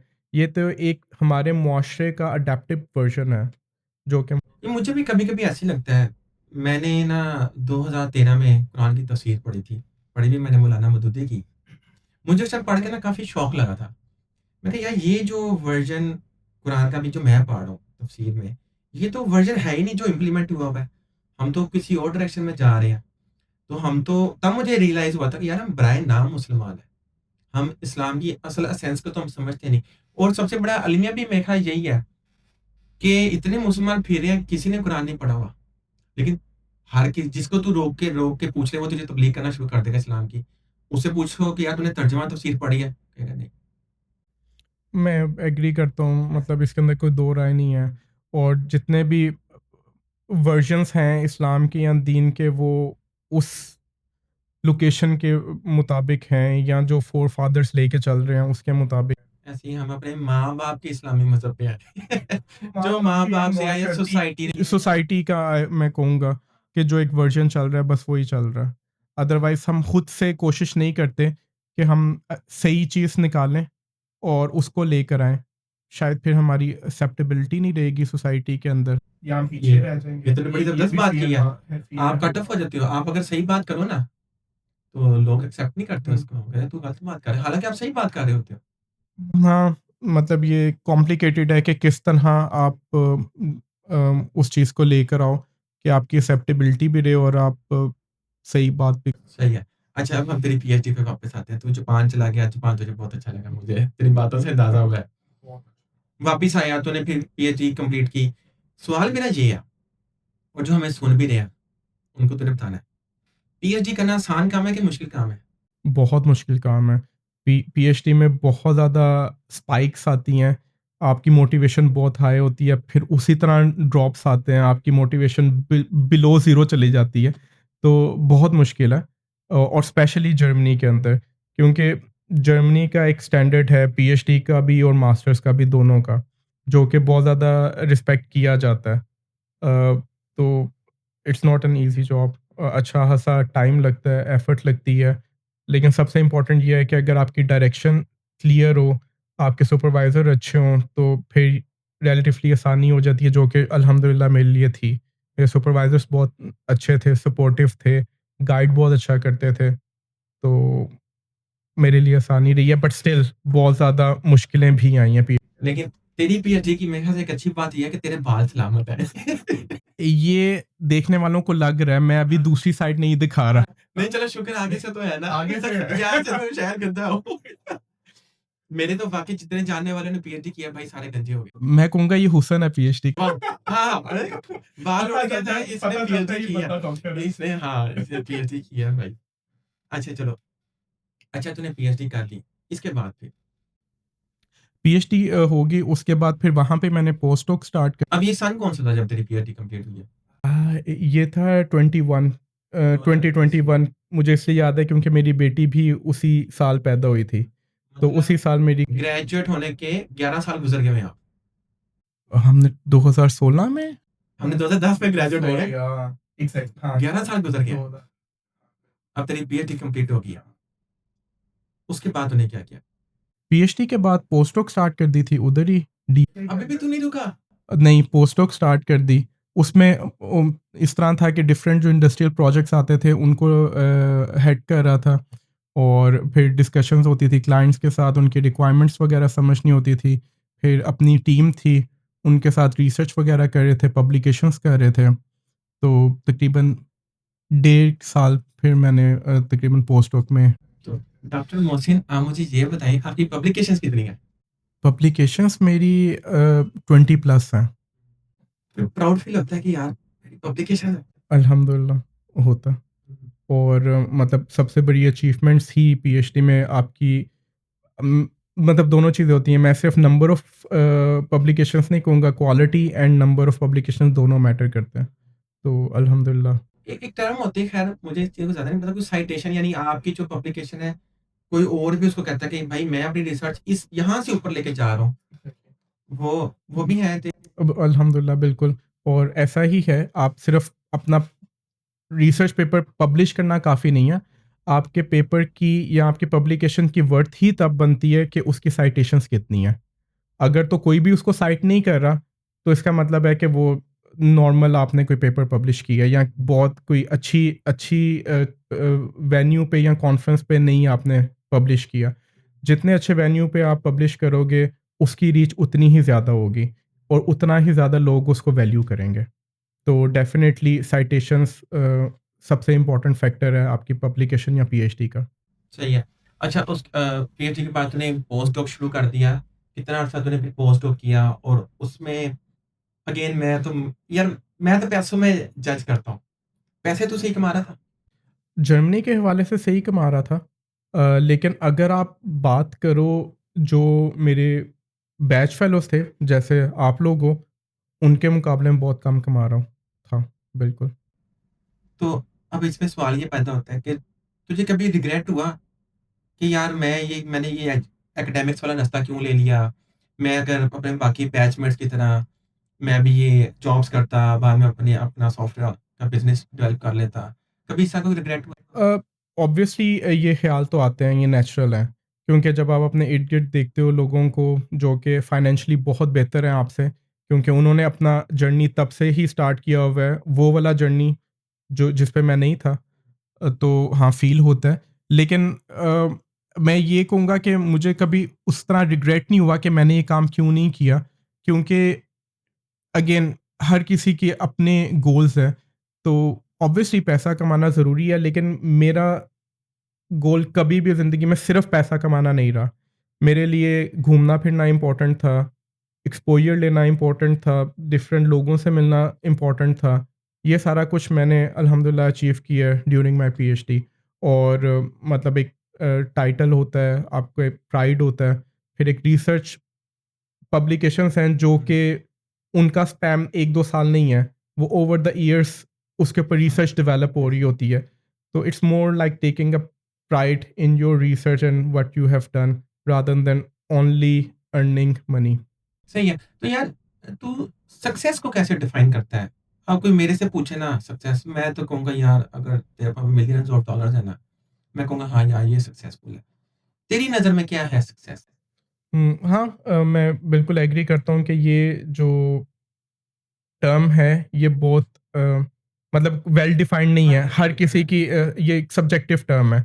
तो मेरे लिए सक्सेस ये है कि हाँ, आपके पास इतना पैसा ज़रूर होना चाहिए कि आप फ्लेक्सिबल हो, आप अपनी मर्ज़ी से काम कर सको या जब आपने करना है करो, जब आप चाहते हो कि मैं थोड़ा-सा रिलैक्स हूँ, आप रिलैक्स हो सको और आपको आपकी फ़ील्ड में लोग जानते हों कि आपने कोई वैल्यू ऐड की है उस फ़ील्ड के अंदर, जिस भी फ़ील्ड के अंदर आप हो, वो कोई भी फ़ील्ड हो सकती है।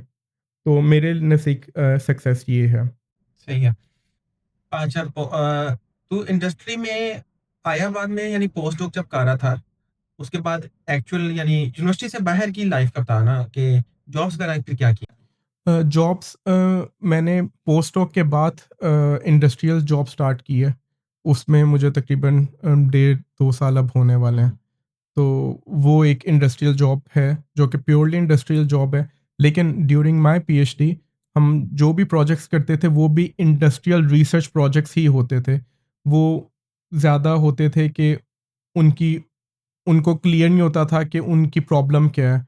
उस प्रॉब्लम को आइडेंटिफ़ाई करना, फिर पीओसी बनाना, फिर उसके अंदर क्या उनको चैलेंजेस या आ रहे हैं, हम क्या सॉल्यूशन प्रोवाइड कर सकते हैं। इस तरह की चीज़ें थी। कोई वो डिप्लॉयमेंट और उस तरह की चीज़ें नहीं थी कि अब फुल फ्लेज्ड सिस्टम रिक्वायरमेंट आपको दे दी गई है और आपने सिस्टम पूरा डिलीवर करना है, इस तरह के नहीं था। वो purely research industrial research projects होते थे। तो समहाउ मैं पूरी पीएचडी इंडस्ट्री के साथ कनेक्टेड रहा हूँ।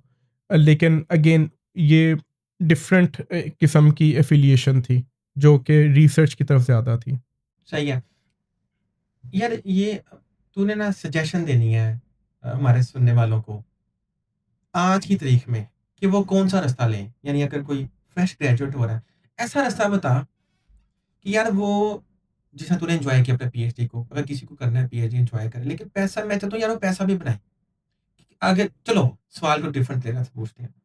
मैं मोहसिन से पूछता हूँ कि यार वो आज ग्रेजुएट हुआ है, अब वो कौन-सा रास्ता लेगा? इतने 16 साल के एक्सपीरियंस के बाद, अब तू कौन-सा रास्ता लेगा कि तू जिस तरह की ज़िंदगी जीना चाह रहा था तू वो जी लेकिन तेरे पास पैसा भी हो?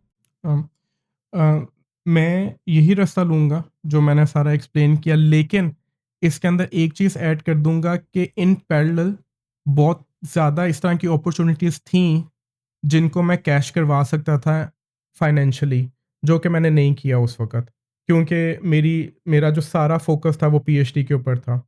तो शायद वो उसका प्रेशर भी इसी तरह का ही होता है कि आप 24 घंटे उसी थॉट प्रोसेस के अंदर होते हो और उससे निकल के पैसे की तरफ सोचना वो उस टाइम पे बहुत मुश्किल हो जाता है। लेकिन अगर अभी मैं किसी को सजेस्ट करूँ या मैं कहूँ कि अगर मैंने दोबारा ये करना है तो मैं क्या चेंज करूँगा? मैं चीज़ों को पैरेलल लेके चलना चाहूँगा, जिसमें मैं कोई इंडिविजुअल प्रोजेक्ट्स कर सकूँ in addition to the PhD और रिसर्च, जिससे मेरी मल्टीपल स्ट्रीम्स कंटिन्यू रहें। एक तो पीएचडी वाली चीज़ और दूसरा फाइनेंशियली भी मैं बेहतर हो सकूँ। तो ये मेरे ख़्याल से मैं करना चाहूँगा अगर मैं दोबारा। और तुझे क्या लगता है कि पैसे के पीछे भागना चाहिए? मैंने एक जनरली नोट किया है हमारी सोसाइटी में जब हम ये नाम लेते हैं ना कि यार मुझे पैसा कमाना है, मुझे बहुत ज़्यादा पैसा कमाना है। अक्सर लोगों का ये रिएक्शन होता है कि यार इतना पैसा कमा के क्या करेगा? तेरी क्या ओपिनियन है इस बारे में? मैं असल में पैसे वाले सवाल इस वजह से पूछा हूँ मेरे चैनल का नाम भी यही है कि सोच अमीरों वाली और मैं चाहता हूँ कि यार लोग पैसा कमाएँ। तेरी ओपिनियन क्या है पैसे को लेके? भागना चाहिए पीछे कि नहीं? बिल्कुल पैसा कमाना चाहिए, इसमें मेरे ख़्याल से कोई दो राय नहीं होनी चाहिए। पैसा आपको सहूलत देता है, हर चीज़ के लिए आसानी तो पैदा होती है। प्लस आपके पैसे से अगर आप चाहो तो आप वो चीज़ें कर सकते हो दूसरों के लिए जो कि आप पैसे के बगैर नहीं कर सकते। तो डेफ़िनेटली आपको पैसा कमाना चाहिए, लेकिन कितना पैसा कमाना है, ये हर किसी के अपने ऊपर डिपेंड करता है क्योंकि इसकी कोई लिमिट नहीं है। और पैसा कमाना, इसके भी बहुत ज़्यादा रास्ते हैं, ठीक है? तो मेरे नज़दीक ये चीज़ है कि आप उतना पैसा लाज़मी कमाओ जिसमें आपको खुशी मिल रही है। और आपके अंदर इतना हौसला भी होना चाहिए कि वो आप पैसा अपनी और अपने घरवालों की आसानी के लिए लगा भी सको। मैंने बहुत ज़्यादा लोग इस तरह के देखे हैं कि उनके पास पैसा बहुत ज़्यादा है, लेकिन उनके अंदर उसको खर्च करने का हौसला नहीं है। तो अगर वो पैसा आपके लिए आसानी नहीं पैदा कर रहा, तो क्या फ़ायदा है ऐसा पैसा कमाने का? तो डेफ़िनेटली कमाना चाहिए, सही तरीके से कमाना चाहिए। और मतलब आप डिफरेंट पॉकेट्स हैं, ये मैंने अपने कुछ फ्रेंड से सीखी हैं कि डिफरेंट पॉकेट्स हैं। आपकी फैमिली की एक पॉकेट है, आपके रिलीजन की एक पॉकेट है, आपके करियर की एक है। तो मेरे नज़दीक सक्सेस यही है कि अगर ये सारी पॉकेट्स फिल हो रही हैं तो, और आप इन सारी पॉकेट्स में ग्रो कर रहे हो। लेकिन अगर आप सिर्फ़ पैसे के पीछे भागी जा रहे हो और आपकी बाकी चीज़ें उससे मुतासिर हो रही हैं या पीछे रह रही हैं, तो मेरे ख़्याल से ये कोई सक्सेस नहीं होगी। यही तूने बहुत अच्छा समराइज़ किया है। मेरा ये मानना है। मुझे नहीं पता कि मैंने कॉम्प्लिकेट किया नहीं, या तूने आसान बहुत अच्छा किया। समराइज़ कर दिया, मुझे खुद भी समझ आ गई है। चलो अच्छी बात है। हाँ, अच्छा ये जर्मन सोसाइटी का बता, अब तेरी फैमिली जर्मनी में है, तू क्या अपनी फैमिली को या अपने बच्चों को जर्मन बनाना चाहेगा कि उनको पाकिस्तानी बनाना चाहेगा? ये एक बहुत मुश्किल सवाल है और मतलब मैं कहूँगा कि मुझे जवाब क्लियर है, लेकिन उसका रास्ता क्लियर नहीं है। डेफ़िनेटली मैं अब मैंने जब डेफ़िनेटली कहा ना, अब मैं सोच में पड़ गया हूँ कि क्या मैं डेफ़िनेटली उनको पाकिस्तानी बनाना चाहता ये हूँ? बड़ा मुश्किल सवाल है। देख, मैं मेरे अगर बच्चे जर्मनी में हो ना और मैं उनको पाकिस्तान वापस ले आऊँ, मैं कहूँ यार जर्मन सोसाइटी नहीं ठीक। मुझे ये डर है कि कल को मुझे बच्चे लड़ेंगे कि यार ये क्या किया आपने हमारे साथ? ऐसा ही है। और शायद मैं अभी इसी डिलेमा में हूँ कि मुझे नहीं समझ आ रही कि मैंने अपनी फैमिली कहाँ पे रेज़ करनी है। मैं अगर दिल से चाहूँ तो क्योंकि मेरी रूट्स पाकिस्तान से हैं, मैं डेफ़िनेटली चाहता हूँ कि मेरे बच्चे पाकिस्तान में बड़े हों, यहाँ की उनकी एफ़िलिएशन रहे। क्योंकि अगर वो वहाँ पे बड़े होंगे तो फिर वो कभी भी पाकिस्तान वापस नहीं आएँगे, और मतलब मैं चाहता भी नहीं हूँ कि मैं उनको किसी एक जगह के साथ एसोसिएट करूँ। मैं ये चाहता हूँ कि वो अच्छी वैल्यूज़ लें, वो कहीं से भी मिल रही हैं। लेकिन इसके अंदर जो इश्यू आता है मुझे, क्योंकि वो बच्चे हैं, तो वो सिर्फ़ अच्छी वैल्यूज़ नहीं ले सकते, वो दोनों वैल्यूज़ लेंगे, चाहे वो जर्मनी में हो, चाहे वो पाकिस्तान में हो। तो एक बैलेंस ढूँढना बहुत ज़्यादा मुश्किल है, स्पेशली आजकल के टाइम पे, कि जब उनके पास हर चीज़ की एक्सेस है, तो और हर चीज़ को क्वेश्चन करते हैं। तो एक तो हमें खुद बहुत ज़्यादा प्रिपेयर करना पड़ता है अपने आप को उनके सवालों के जवाब के लिए, और एक बहुत बड़ा इश्यू ये भी है कि कुछ वैल्यूज़ हम जर्मनी में रहते हुए उनमें इंजेक्ट करना चाहते हैं जो कि पाकिस्तानी वैल्यूज़ हैं। लेकिन फिर वो उनको क्वेश्चन करते हैं क्योंकि वो वैल्यूज़ उधर के मुआशरे के साथ मैच नहीं होती। तो ये मैं खुद अभी इस चीज़ के अंदर फँसा हुआ हूँ। मुझे नहीं समझ आती कि मैं किस तरह इस चीज़ को हैंडल। नहीं, वैसे तू ओवरऑल जर्मन सोसाइटी को कैसे देखता है? यार कोई भी सोसाइटी है ना, उसके प्लस माइनसेस हैं। मैं मुझे अभी तक कोई सोसाइटी ऐसी नहीं मिली जो कि परफेक्ट हो, कोई भी नहीं है। हर किसी के प्लस माइनसेस प्रॉन्स कॉन्स हर सोसाइटी के हैं। मैं बहुत ज़्यादा जापानीज़ की तारीफ़ कर रहा हूँ, उधर उनके भी अलग मसले मसाइल हैं। तो ओवरऑल जर्मन सोसाइटी ठीक है, लेकिन मेरे कुछ इख्तिलाफ़ात हैं उनकी वैल्यूज़ के साथ, ठीक है? मुझे नहीं लगता कि ये कोई फ़ोरम उस तरह का है कि हम उस डायरेक्शन में जाएँ, क्योंकि वो एक अलग से डिबेट है। लेकिन हाँ, मुझे कुछ चीज़ें उनकी ठीक लगती हैं, बहुत ज़्यादा चीज़ें ठीक नहीं भी लगती, और जो कि बिल्कुल ट्रू है पाकिस्तानी सोसाइटी के लिए भी। यहाँ पे भी बहुत ज़्यादा चीज़ें अच्छी हैं, जो हम जिस तरह की मैं एग्ज़ाम्पल दे सकता हूँ, जो हमारे फैमिली वैल्यूज़ हैं, रिस्पेक्ट का फैक्टर है, हॉस्पिटैलिटी है, ये चीज़ें आपको कहीं नहीं मिलेंगी। जर्मन्स तो एक-एक पैसे का हिसाब रखते हैं, एक-एक पैसे का। मियाँ-बीवी एक-दूसरे के पैसे का हिसाब रखते हैं कि मैंने तुम्हारे ऊपर इतना स्पेंड किया, तुमने फैमिली पे इतना स्पेंड किया। ये चीज़ अल्हम्दुलिल्लाह हमारे अंदर नहीं है। हम बहुत खुले दिल के लोग हैं। हमें नहीं फ़र्क पड़ता कि हमें खुशी होती है दोस्तों पे खर्च करने की, फैमिली पे खर्च करने की, और ऑब्वियसली हमारा एक रिलीजियस फैक्टर भी है कि हमें सिखाया गया है कि अपनी फैमिली पे स्पेंड करो। इससे बढ़ के कोई फ़ायदा ही नहीं है आपके पैसे का कि अगर आप अपनी फैमिली पे स्पेंड नहीं कर रहे। तो बहुत बहुत ज़्यादा फैक्टर्स हैं। इसीलिए मैंने शुरू में कहा था कि हर किसी को कम से कम 1 साल बाहर लगाना चाहिए, ताकि उसको प्लस माइनसेस पता चले कि उनके मुआशरे में क्या अच्छा है और क्या बुरा है, और हमारे मुआशरे में क्या अच्छा और क्या बुरा है। ताकि इवेंचुअली जब वो वापस आएँ, बाहर से अच्छी चीज़ें लेके, तो आहिस्ता-आहिस्ता हमारा मुआशरा इवॉल्व हो अच्छाई की तरफ। सही है। अच्छा, अब हम आते हैं हॉट टॉपिक पे, एआई पे। भाई तेरा तो मास्टर्स भी एआई पे है, पीएचडी भी एआई में है। तेरी अब क्या ओपिनियन है? वो एक हर कोई कह रहा होता है कि भाई एआई जो है ना जॉब्स खा जाएगी, बर्बादी है, सब कुछ खत्म हो जाएगा। तेरी क्या ओपिनियन है? एआई में आगे अब क्या फ्यूचर है? भाई ये जो सारे कह रहे हैं कि खा जाएगी, ये हो जाएगा, वो होना स्टार्ट हो गया हुआ है। ये रियलिटी है। ये तो हो रहा है। मेरे ख़्याल से असल बात ये है कि इसको टैकल किस तरह करना है। तो जो भी अडैप्ट नहीं करेगा एआई को, तो वो मेरे ख़्याल से ख़त्म हो जाएगा। उसका कोई फ्यूचर नहीं है।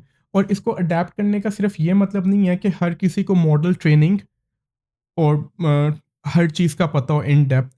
असल चीज़ ये है कि हर यूज़ केस के अंदर आप किस तरह फ़ायदा ले सकते हो एआई से। अगर आप ये काम कर रहे हो, तो मेरे ख़्याल से अपॉर्च्युनिटीज़ हर वक़्त रहेंगी आपके लिए। और लेकिन अगर आप अडैप्ट नहीं कर रहे, जो नई चीज़ें आ रही हैं, नए मॉडल्स आ रहे हैं या नए यूज़ केसेस आ रहे हैं, अगर आप उनके साथ नहीं अडैप्ट करोगे, तो हाँ, फिर आपका कोई फ्यूचर नहीं। ऐसे ही है, मेरे ख्याल से हर इंडस्ट्री को ही इम्पैक्ट करेगी।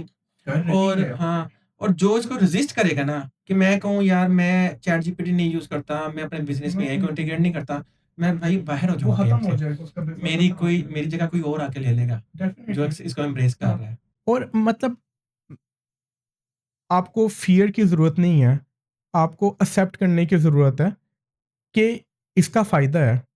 इसको अपोज़ करके फ़ायदा कुछ नहीं होगा। मतलब बहुत ज़्यादा इस तरह की चीज़ें हैं जो कि आप पहले सोच भी नहीं सकते थे, अब एआई की वजह से वो बहुत हर किसी के रीच में है और हर कोई उससे फ़ायदा उठा सकता है।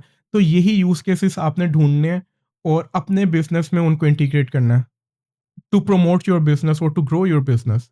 लेकिन अगर आप इससे डरते रहोगे और अडैप्ट नहीं करोगे तो मेरे ख़्याल से इवेंचुअली फिर ख़त्म हो जाएँगी आपकी चीज़ें। ठीक है, अब हम ज़रा एंड की तरफ आते हैं, काफ़ी टाइम हो गया। अच्छा यार, पाकिस्तान को लेके तेरी क्या सोच है? फ्यूचर क्या देखता है तू पाकिस्तान का? किस पर्सपेक्टिव से? पॉज़िटिव देखता है पाकिस्तान को कि नेगेटिव? भाई तू तो जर्मनी बैठा है, जो यहाँ बैठे हैं, चलो ख़ैर इस बात में बाद में आऊँगा। पहले तेरी क्या ओपिनियन है? पाकिस्तान का फ्यूचर तू क्या देखता है? तू इतनी इकोनॉमिक्स देख चुका है, मेरे सारी बिगेस्ट इकोनॉमीज़ वाले मुल्क में रह के आया है। पाकिस्तान से तो तू पहले बता कि कंपेयर कैसे करता है? और फ्यूचर का बता। मुझे तो फ्यूचर पॉजिटिव ही लगता है और उसकी बहुत बड़ी रीज़न ये भी है कि हर चीज़ का एक साइकिल होता है, ठीक है? यूरोप का जो साइकिल है मेरे नज़दीक अब वो डाउनफॉल की तरफ है। आप इकोनॉमिकल इंडिकेटर्स देख लो, उनकी सोसाइटी के अंदर इश्यूज़ देख लो, मुझे लगता है कि उनका डाउनफॉल काइंड ऑफ स्टार्ट है या उन्होंने पीक देख ली हुई है। जबकि पाकिस्तान का रिवर्स है। पाकिस्तान ने ऑलरेडी बहुत ज़्यादा डाउनफॉल देख लिया हुआ है, लेकिन मुझे लगता है कि हमारे सामने अभी भी बहुत ज़्यादा चैलेंजेस हैं। अगर हम उनको सही तरह एड्रेस कर लेते हैं उन चैलेंजेस को, तो फिर मैं ऑप्टिमिस्टिक हूँ कि पाकिस्तान का फ्यूचर ब्राइट होगा। लेकिन अगर हम उन चैलेंजेस को हाँ, मैं अभी एक्सेप्ट वक़्ती तौर पे करके तो मुश्किल है, शायद नहीं, नहीं, 50-60 साल बाद, हाँ, ये तो बहुत लंबा पर्सपेक्टिव है। अब ये अगले मैं 5-10 सालों की बात नहीं कर रहा। सही है। आखिरी सवाल, मोहसिन अपने आप को आज से 10 साल बाद या 15 साल बाद कहाँ देखता है? क्या मैं एक्सपेक्ट करूँ कि मोहसिन एक मल्टी मिलियन कंपनी का मालिक है या मोहसिन किसी यूनिवर्सिटी में अ, प्रोफेसर लग गया है? कहाँ पे होगा मोहसिन? अ, अभी मैं उस फ़ेज़ में हूँ कि मैं अभी चीज़ें एक्सप्लोर कर रहा हूँ कि मैंने डायरेक्शन अपनी फ्यूचर डायरेक्शन क्या सेट करनी है। हाँ, जो ज़्यादा मुझे इंक्लिनेशन लग रही है, वो तो किसी कंपनी की तरफ ही लग रही है कि मैं अपनी कंपनी बनाऊँ और उसको उसके अंदर इन्वेस्ट करूँ और उसको ग्रो करूँ टुवर्ड्स एआई। लेकिन उसके साथ-साथ मैं चाहूँगा कि मैं कनेक्टेड रहूँ एकेडमिक्स के साथ भी और उसकी मेन रीज़न ये है कि ये दोनों इंडस्ट्री और एकेडेमिया ये दोनों एक-दूसरे के बगैर मुकम्मल नहीं है। अगर मैं कोई रिसर्च कर रहा हूँ और वो रिसर्च इंडस्ट्री में डायरेक्टली मैं इंजेक्ट नहीं कर रहा, तो उस रिसर्च का कोई फ़ायदा नहीं है मेरे नज़दीक।